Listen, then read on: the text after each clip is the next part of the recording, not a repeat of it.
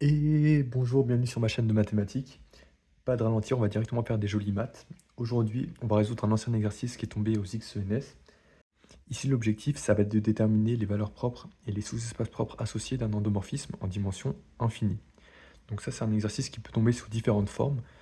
Par exemple, ici, on a un espace vectoriel de fonctions, mais on peut aussi avoir des espaces vectoriels de suite ou des espaces vectoriels de polynômes, qui sont eux aussi de dimension infinie.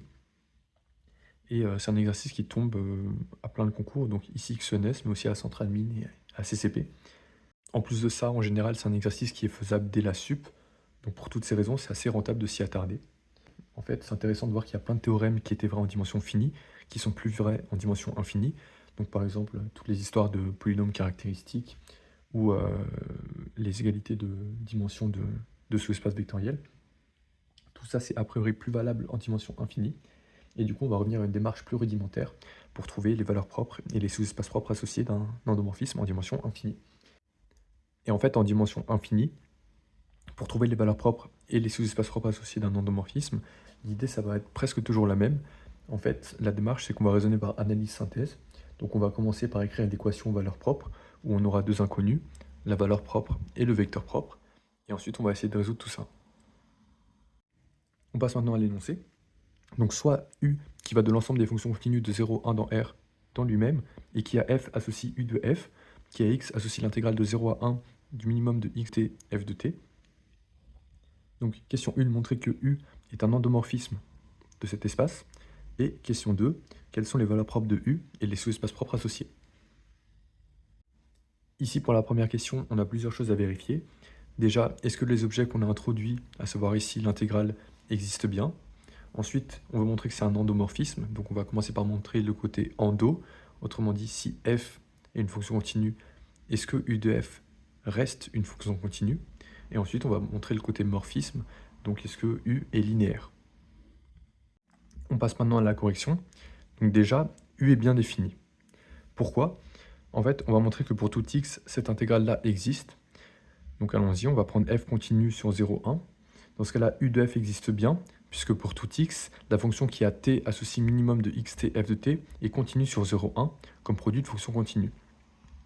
Donc comme cette fonction de la variable t est bien continue sur 0, 1, on peut en prendre l'intégrale sur 0, 1. Autrement dit, u de f de x existe bien pour tout x. Ensuite, pourquoi est-ce que u de f reste une fonction continue sur 0, 1? En fait, ici, pas besoin d'utiliser des théorèmes sophistiqués de continuité sous le signe intégral. Il suffit juste de réécrire u de f de x pour tout x avec la relation de Chasles.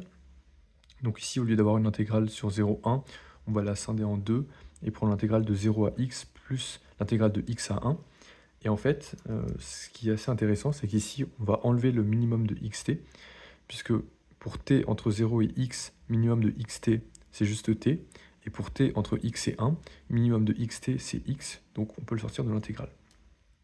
Finalement, tout ce qu'on vient de montrer dans cette partie-là, c'est que U est bien défini, et on vient aussi de montrer le côté, ici, le côté endo. Maintenant, il ne reste plus qu'à montrer le côté morphisme, donc la linéarité. Et en fait, ici, on ne va pas écrire pour tout lambda, mu, etc., etc. En fait, la linéarité, elle est immédiate. U est linéaire, puisque ça découle de la linéarité de l'intégrale et de la bilinéarité de la multiplication de deux fonctions. Donc finalement, U est bien un endomorphisme de l'espace des fonctions continues sur 0, 1. Maintenant, on va enfin pouvoir s'intéresser aux éléments propres de U. Donc ici, on va raisonner par analyse-synthèse, ou autrement dit par condition nécessaire puis suffisante. C'est la même chose. Donc allons-y, condition nécessaire, soit lambda f, un couple propre de U. Alors U de f égale lambda f. On va réécrire ça avec l'expression de tout à l'heure. Donc pour tout x, on a cette égalité-là. Maintenant, ce qu'on aimerait faire, et en fait ce qu'on peut faire, c'est qu'on va dériver de chaque côté de cette égalité. Pourquoi? Parce qu'en fait ici, donc, tout est dérivable, bien sûr par rapport à la variable x, puisque t ici c'est une variable muette, donc ici c'est dérivable, par produit ça reste dérivable, ici par somme c'est dérivable, et en fait comme on peut dériver à gauche, comme on a une égalité, on peut aussi dériver à droite. Donc allons-y, on dérive, hop, on a une petite simplification, et ici on a envie de refaire la même chose, et pour exactement les mêmes raisons, on peut redériver. Donc allons-y, on redérive, et finalement on tombe sur moins f de x égale lambda f' de x. Ici, ce qu'on meurt d'envie de faire, c'est de diviser par lambda pour obtenir une équation linéaire différentielle, enfin une équation différentielle linéaire du second ordre classique. Bon, on a juste le cas lambda égale 0 à traiter, et en fait on n'a même pas à le traiter, puisque lambda est différent de 0, puisque si lambda valait 0, alors f serait nul. Et ça c'est exclu, puisque f c'est un vecteur propre. Donc finalement, on a bien cette équation différentielle vérifiée par f. Et ça c'est super, puisqu'on connaît exactement les solutions de cette équation différentielle. Donc en fonction du signe de lambda, on a soit une combinaison, enfin soit f est une combinaison linéaire de cosinus et de sinus, soit f est une combinaison linéaire de cosinus hyperbolique et de sinus hyperbolique. Donc on va faire une disjonction de cas. Donc premier cas, lambda est strictement négatif. Dans ce cas-là, f s'écrit comme combinaison linéaire d'un sinus hyperbolique et d'un cosinus hyperbolique. Et là, on serait tenté de se demander, est-ce que avoir f sous cette forme-là, c'est une condition suffisante? Donc pour ça, il faudrait vérifier si u de f égale lambda f. Et bon, je nous épargne les calculs, mais en fait, si on fait les calculs, on tombe sur le résultat que u de f ne vaut pas forcément lambda f quand on prend f de cette forme-là. Donc en fait, il va falloir trouver d'autres conditions, et ça ne va pas du tout être une condition suffisante. En tout cas, dans ce cas-là, avec lambda strictement négatif. Donc comment faire pour trouver ces autres conditions-là? Là, une chose assez astucieuse, ça peut être de regarder les deux équations intermédiaires qu'on avait tout à l'heure, donc celle-ci et celle-ci, et de les évaluer en des points bien choisis. Donc ici, un point intéressant, pour la première équation, on peut regarder en x égale 0, puisque dans ce cas-là, on aurait 0 plus 0 égale lambda f de 0. Donc on aurait des informations sur f de 0. Et ensuite, pour cette deuxième équation, on peut regarder en le point x égale 1. Donc on aurait 0 égale lambda f' de 1. Et donc on aurait des informations sur f' de 1. Donc on sait d'après l'égalité 1 que pour x égale 0, 0 égale lambda f de 0, c'est-à-dire lambda b. Et dans ce cas-là, on aurait b égale 0. Ensuite, d'après l'égalité 2, pour x égale 1, on a 0 égale lambda f' de 1, c'est-à-dire lambda a sur racine de moins lambda fois cosinus hyperbolique de 1 sur racine de moins lambda. Bon, ici on sait que lambda est non nul et que le cosinus hyperbolique ne s'annule jamais sur R. Donc nécessairement, c'est A qui est nul. Et ça veut donc dire que A égale 0, B égale 0. Donc f est la fonction nulle. Et ça, c'est exclu parce que f, c'est un vecteur propre. Donc finalement, on n'est pas dans le cas où lambda est strictement négatif.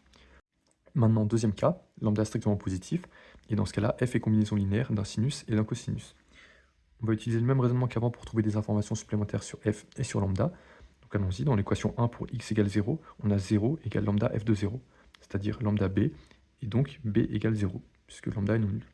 Ensuite, dans l'égalité 2, pour x égale 1, on a 0 égale lambda f' de 1, c'est-à-dire lambda a sur racine de lambda, cosinus de 1 sur racine de lambda. Et ici, ce qui est intéressant, c'est que déjà a ne peut pas être nul, puisque dans ce cas-là, on aurait a égale b égale 0, et donc f serait la fonction nulle. Ça, c'est exclu, puisque f est un vecteur propre. Donc ni lambda ni a sont nuls, donc nécessairement cosinus de 1 sur racine de lambda est nul. Et ça, c'est intéressant, puisque contrairement au cas où CH, où le cosinus hyperbolique ne pouvait jamais s'annuler, ici le cosinus peut s'annuler, et en fait on connaît exactement ces points d'annulation. En fait, ces points d'annulation, c'est les pi sur 2 plus kpi pour k dans z, donc on a l'égalité, on a l'existence d'un k, tel que 1 sur racine de lambda, c'est pi sur 2 plus kpi. Donc on va écrire lambda égale lambda indice k égale cette chose-là. Je vais simplifier ici l'écriture. Et en fait, ici, on avait indexé, donc on avait dit que k était dans z, mais grâce au carré, en fait, on peut se restreindre uniquement à k dans n, en remarquant que lambda moins 1, c'est lambda 0, lambda moins 2, c'est lambda 1, lambda moins 3, c'est lambda 2, etc., etc. Donc finalement, dans cette partie analyse, si lambda f est un couple propre de u, on a vu que alors, il existe k dans n, tel que lambda c'est 2 sur 2k plus 1 pi, le tout au carré, et on a vu que f est dans le vecte de la fonction qui a x associe sinus de 2k plus 1 pi sur 2x. Maintenant, on va passer à la partie synthèse. Donc, condition suffisante, soit k dans n tel que lambda vaut 2 sur 2k plus 1 pi, le tout au carré, et soit f dans vecte de la fonction qui a x associe sinus de x sur racine de lambda. Et l'idée ici, ça va nous montrer que u de f égale lambda f.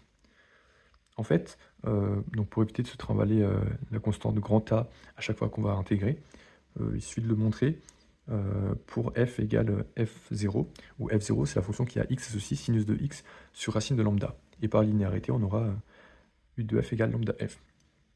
Donc allons-y, il suffit de montrer que u de f0 égale lambda f0. Donc pour tout x dans 0, 1, u de f0 de x, c'est cette chose-là.